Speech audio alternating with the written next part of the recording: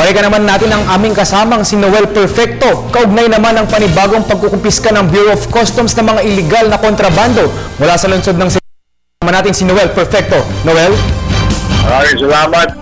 Pinangunahan ng bagong talagang District Collector Ed de la Cuesta at Customs Police Chief Camilo Coscolan ang pagsamsam sa isang 40-footer container van na inibando na. Ang laman ng nasabing 40-footer container van ay mga personal effects.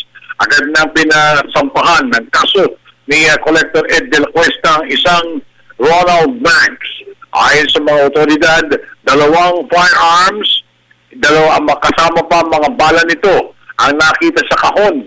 Dahil dito, pinalakas pang lalo ni Collector Ed de la Cuesta ang kampanya ng distrito kontra sa lahat ng klase ng katiwalian at walang sisinuhin sa nasabing kumpanyang ito. Matatandaan na naunang pinasamsam ng Cebu District Collection Authorities ang isang M16 bala, isang speedboat at ang 2 motorsiklo doon sa nasabing lugar na ito'y pinabayaan o inamando na rin ng nasabi nagpasok na consignee. Mahigpit din ang pinababantayan ni De La Cuesta.